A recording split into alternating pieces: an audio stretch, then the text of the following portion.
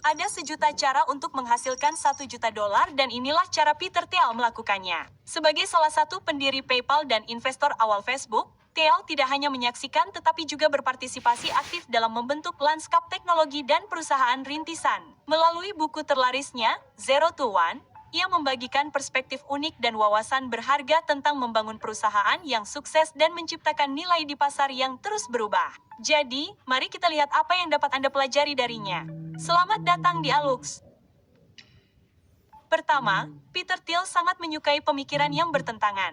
Pemikiran yang bertentangan berarti tidak selalu mengikuti apa yang dilakukan orang lain, tetapi menemukan cara Anda sendiri. Ini bukan tentang tidak setuju hanya demi itu. Ini tentang memiliki visi unik Anda dan mempercayainya. Thiel mengatakan bahwa jika Anda melihat nilai di mana orang lain tidak melihatnya, Anda mungkin akan mencapai sesuatu yang besar. Misalnya, ketika ia pertama kali berinvestasi di Facebook atau memulai PayPal, tidak semua orang menganggapnya sebagai ide bagus, tetapi Thiel melihat potensi yang terlewatkan oleh orang lain. Ia mengambil risiko berdasarkan sudut pandangnya sendiri, dan itu membuahkan hasil yang besar. Singkatnya, berpikir kontradiktif adalah tentang melihat sesuatu dengan sudut pandang baru, melihat peluang yang diabaikan orang lain, lalu memiliki keberanian untuk melakukannya. Ini tentang berpikir di luar kotak dan mempercayai penilaian Anda meskipun orang lain tidak melihatnya dengan cara yang sama. Pendekatan ini dapat menghasilkan inovasi besar dan kesuksesan besar dalam bisnis dan investasi. Menurut Thiel, ini bukan sekadar cara berpikir. Ini adalah cara bertindak dan membuat keputusan yang dapat menghasilkan terobosan dan kesuksesan nyata.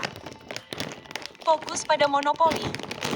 Menurut Peter Thiel, fokus pada membangun monopoli sangat penting untuk kesuksesan bisnis. Dan ketika ia berbicara tentang monopoli, ia merujuk pada perusahaan yang sangat ahli dalam apa yang mereka lakukan sehingga tidak ada perusahaan lain yang dapat menawarkan pengganti yang mendekati. Bisnis ini menawarkan produk atau layanan yang unik dan karena itu memiliki kekuatan harga yang signifikan, yang memungkinkan mereka menjadi lebih menguntungkan dan bernilai. Thiel sangat yakin bahwa persaingan merugikan bisnis. Dalam pasar yang sangat kompetitif, perusahaan seringkali dipaksa untuk memangkas harga untuk menarik pelanggan, yang mengikis margin keuntungan dari waktu ke waktu. Dinamika ini dapat mempersulit perusahaan manapun untuk menghasilkan laba yang signifikan, sehingga hanya menyisakan sedikit uang untuk diinvestasikan kembali dalam bisnis. Sebaliknya, monopoli seperti Google dalam hal pencarian atau Apple dalam ponsel pintar premium dapat menetapkan harga karena pelanggan tidak dapat dengan mudah menemukan alternatif. Skenario ini memungkinkan margin laba yang sehat yang dapat diinvestasikan kembali ke dalam bisnis untuk mendorong inovasi dan pertumbuhan. Memulai dengan pasar khusus adalah salah satu strategi yang direkomendasikan Thiel untuk membangun monopoli. Dengan menjadi pemain dominan di pasar yang lebih kecil, perusahaan dapat lebih efektif menyempurnakan model bisnisnya, meningkatkan produk atau layanannya, dan membangun merek yang kuat. Setelah membangun monopoli di pasar khusus, perusahaan kemudian dapat mempertimbangkan untuk berekspansi ke pasar terkait. Selain itu, Thiel menyarankan para pengusaha untuk bersabar dalam mengejar monopoli. Membangun perusahaan yang benar-benar unik dan bernilai membutuhkan waktu dan terburu-buru dalam prosesnya dapat menyebabkan kesalahan dan kehilangan peluang. Ia juga menekankan bahwa monopoli tidak buruk bagi masyarakat karena seringkali mendorong inovasi dan menyediakan barang dan jasa yang berharga. Intinya, fokus Thiel pada monopoli menggarisbawahi pentingnya keunikan dan penciptaan nilai dalam bisnis. Dengan menawarkan sesuatu yang tidak dapat ditawarkan orang lain dan memberikan nilai yang luar biasa kepada pelanggan, perusahaan dapat membangun bisnis yang kuat, menguntungkan, dan bertahan lama. Nilai 0:1. Gagasan 0:1 merupakan inti pemikiran Peter Thiel. Konsep ini adalah tentang menciptakan sesuatu yang baru alih-alih meningkatkan apa yang sudah ada. Thiel percaya bahwa inovasi sejati berasal dari membuat sesuatu yang unik dan berharga, bukan hanya dengan membuat hal-hal yang sudah ada sedikit lebih baik. 0:1 adalah tentang lompatan besar dalam ide dan teknologi. Ini bukan tentang membuat perubahan kecil. Sebaliknya, ini tentang memperkenalkan sesuatu yang benar-benar baru yang mengubah permainan. Ini seperti menciptakan pesawat terbang ketika semua orang telah mencoba membangun kereta yang lebih cepat. Pendekatan Thiel membutuhkan visi dan keberanian. Anda perlu melihat peluang yang mungkin terlewatkan oleh orang lain dan memiliki keberanian untuk bertindak berdasarkan ide-ide Anda. Ketika Anda menghadirkan sesuatu yang baru, Anda tidak hanya memberikan kontribusi, Anda mengubah seluruh lanskap. Tenang, tarik tunai di aplikasi GoPay lewat Alfamart.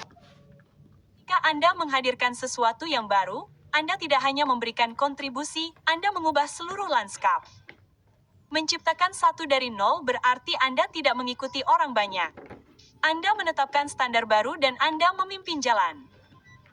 berisiko dan menantang. Tetapi oh sayang, hasilnya sepadan. Anda tidak hanya dapat mencapai kesuksesan pribadi, tetapi Anda juga memiliki kesempatan untuk mengubah industri dan membuat dampak yang langgeng. Singkatnya, 0-21 adalah tentang berpikir besar, mengambil risiko, dan bertujuan untuk perubahan transformatif. Ini adalah panggilan untuk menjadi berani dan kreatif, melangkah keluar dari yang aman dan biasa untuk memperkenalkan sesuatu yang inovatif dan berharga.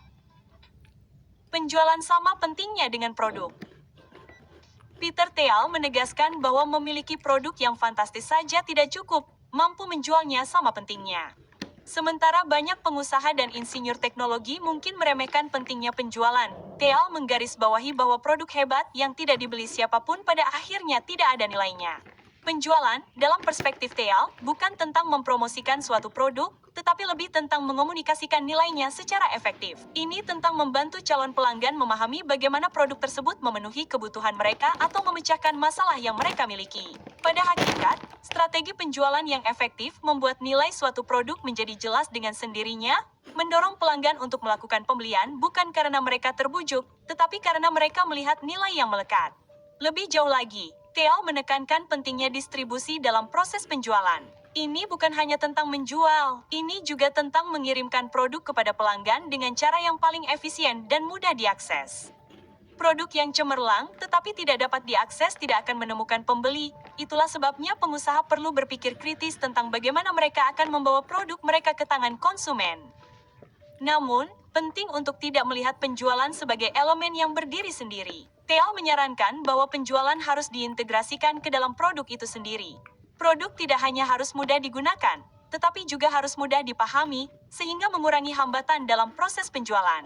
Ketika suatu produk dirancang dengan mempertimbangkan proses penjualan, produk tersebut menjadi lebih menarik dan lebih mudah dijual. Pada akhirnya, sudut pandang Thiel mengungkap misteri proses penjualan, menggambarkan bahwa itu bukanlah seni mistis, tetapi perluasan logis dari pengembangan produk yang berharga. Penjualan adalah tentang komunikasi, distribusi, dan pemahaman akan kebutuhan pelanggan, yang menjadikannya aspek yang tak terpisahkan dari setiap usaha bisnis yang sukses.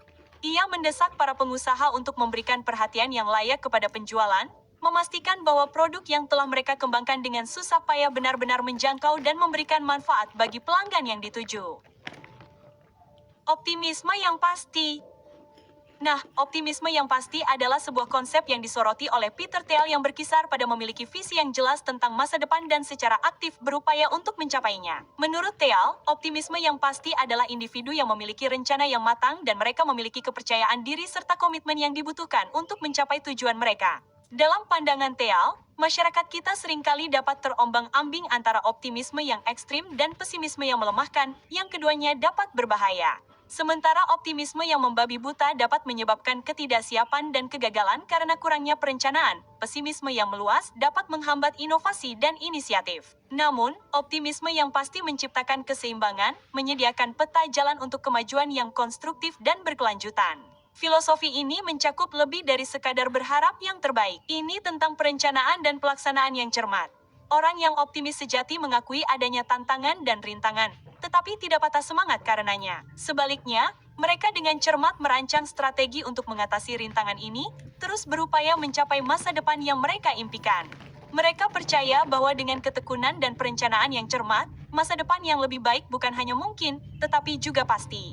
Optimisme sejati juga mendorong pendekatan proaktif terhadap kehidupan dan pekerjaan. Ini bukan sekadar tentang menunggu peluang datang, tetapi tentang menciptakannya sendiri. Ini mendorong individu untuk mengambil alih, menyusun rencana, dan bertindak tegas. Thiel percaya bahwa pola pikir ini penting bagi para wirausahawan karena mendorong inovasi dan menumbuhkan semangat bisa melakukan yang sangat diperlukan dalam lanskap bisnis yang kompetitif. Kemajuan vertikal. Kemajuan vertikal seperti yang diperkenalkan oleh Peter Thiel adalah tentang membuat lompatan besar ke depan dengan menciptakan sesuatu yang baru dan inovatif alih-alih sekadar meningkatkan apa yang sudah ada karena itu adalah kemajuan horizontal. Jadi, secara sederhana, ini tentang terobosan inovatif, bukan sekadar perubahan atau pembaruan kecil. Misalnya, sementara kemajuan horizontal membuat hal yang baik menjadi lebih tersedia, seperti memproduksi mobil yang lebih efisien, kemajuan vertikal menciptakan sesuatu yang sama sekali baru, seperti pengembangan internet. Yang pertama menjadi lebih baik sementara yang kedua berinovasi dan bertransformasi.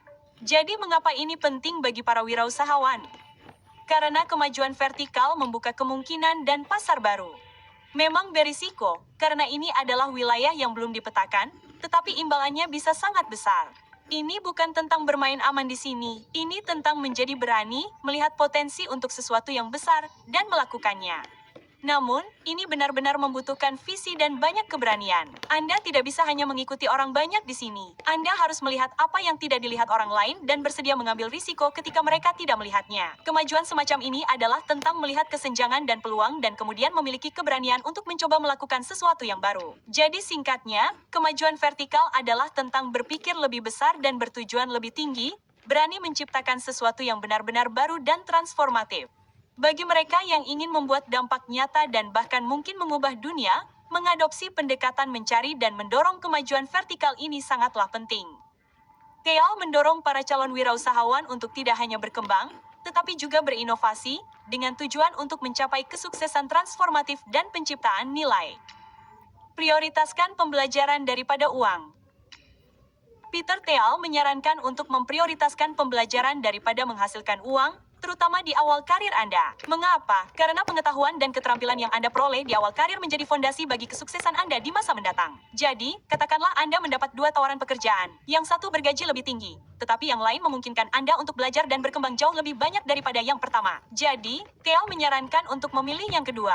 Meskipun Anda mungkin memperoleh lebih sedikit pada awalnya, pembelajaran dan pengalaman yang Anda kumpulkan merupakan aset tak ternilai yang meningkatkan nilai dan potensi penghasilan Anda dalam jangka panjang. Misalnya, bekerja di perusahaan rintisan mungkin menawarkan gaji yang lebih rendah daripada perusahaan besar, tetapi pengalaman yang Anda peroleh di sini, seperti memahami bagaimana bisnis tumbuh dan cara menghadapi tantangan, sangatlah berharga. Halo teman-teman, aku Vivi, your future social media teacher. Aku mau kasih kabar menarik nih. Sangatlah berharga. Pengetahuan tersebut dapat menjadi alat yang ampuh yang membantu Anda secara signifikan di masa mendatang. Dengan berfokus pada pembelajaran, Anda juga mengembangkan pola pikir berkembang. Anda mulai melihat masalah sebagai peluang untuk belajar dan berkembang, sehingga membuat Anda lebih tangguh dan proaktif. Pola pikir ini tidak hanya membantu dalam pengembangan pribadi, tetapi juga meletakkan dasar yang kuat untuk kesuksesan di masa depan. Jadi, singkatnya, Thiel memprioritaskan pembelajaran daripada uang bukan berarti mengabaikan uang. Ini tentang melihat gambaran yang lebih besar. Menginvestasikan waktu, belajar, dan memperoleh pengalaman sekarang akan membuahkan hasil yang luar biasa dalam jangka panjang yang mengarah pada kekayaan dan karir yang memuaskan. Ini adalah investasi jangka panjang untuk diri Anda sendiri dengan hasil berupa pertumbuhan berkelanjutan dan kesuksesan finansial pada akhirnya. Dinamika hukum pangkat.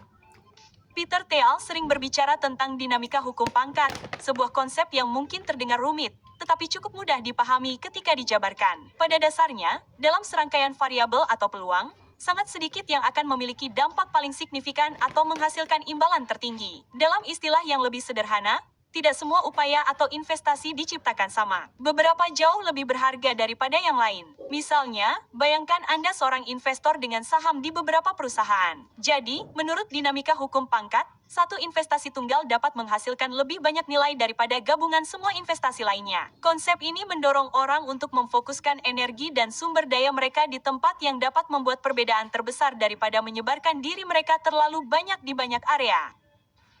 Dalam dunia bisnis, ini bisa berarti berkonsentrasi pada pengembangan produk atau layanan yang berpotensi sangat sukses, alih-alih melakukan diversifikasi ke beberapa proyek yang menghasilkan keuntungan lebih sedikit secara individual. Saran Thiel adalah mengenali dan berinvestasi pada peluang sukses ini saat muncul. Hal yang dapat diambil dari dinamika hukum pangkat adalah memahami bahwa kesuksesan tidaklah linear. Mencurahkan energi pada peluang yang tepat dapat menghasilkan keuntungan yang tidak proporsional. Bagi calon wirausahawan dan investor, mengenali dan bertindak berdasarkan prinsip ini bisa jadi sangat sulit. Thiel menyarankan agar Anda memperhatikan dan mengerahkan lebih banyak upaya pada peluang yang menjanjikan keuntungan lebih besar. Ini tentang menjadi strategis dalam menginvestasikan waktu, uang, dan energi dengan menargetkan area yang menawarkan potensi keuntungan paling signifikan. Tidak perlu menunggu. Peter Thiel menyampaikan sepotong kebijaksanaan menarik yang berkisar pada urgensi dan tindakan tepat waktu dalam Tools of Titans. Ia mengungkapkan perasaan menyesal karena tidak menyadari lebih awal dalam hidup bahwa seringkali tidak perlu menunggu. Theo menganjurkan pendekatan untuk memeriksa tujuan jangka panjang Anda, mungkin yang telah Anda rencanakan untuk dekade berikutnya, dan menantang diri Anda sendiri dengan pertanyaan yang provokatif. Mengapa saya tidak dapat mencapai ini dalam 6 bulan ke depan? Pola pikir seperti itu tidak berarti terburu-buru dalam mengambil keputusan dan tindakan. Tidak, sebaliknya, pola pikir tersebut mendorong pendekatan yang proaktif dan ambisius terhadap tujuan, yang menginspirasi individu untuk mempertimbangkan kembali tenggat waktu yang mereka tetapkan sendiri. Theo menyarankan bahwa meskipun beberapa tujuan secara inheren memerlukan proses yang panjang, banyak yang tidak memerlukan periode yang lama. Misalnya, jika Anda berencana untuk meluncurkan perusahaan rintisan dalam 2 tahun, pikirkan apa yang diperlukan untuk memulainya dalam 3 bulan ke depan. Jika Anda bercita-cita untuk menulis buku dalam setahun, pertimbangkan kemungkinan untuk menyusunnya dalam 2 bulan ke depan. Pendekatan ini memerlukan analisis sumber daya, strategi, dan upaya yang diperlukan untuk mempercepat tujuan Anda. Filosofi yang mendasarinya di sini adalah untuk menghindari penundaan yang tidak perlu. Theo menekankan bahwa waktu adalah komoditas yang berharga. Menunda tindakan seringkali menyebabkan hilangnya peluang. Jadi, dengan bertindak cepat, Anda tidak hanya memanfaatkan masa kini, tetapi juga menciptakan lebih banyak peluang untuk masa depan. Terakhir, rencana yang buruk lebih baik daripada tidak punya rencana sama sekali. Peter Thiel percaya bahwa lebih baik memiliki rencana yang tidak begitu bagus daripada tidak punya rencana sama sekali. Mengapa? Karena setidaknya rencana yang buruk memberi Anda sesuatu untuk memulai. Ini seperti memiliki sketsa kasar yang dapat Anda tingkatkan dan sesuaikan seiring berjalannya waktu.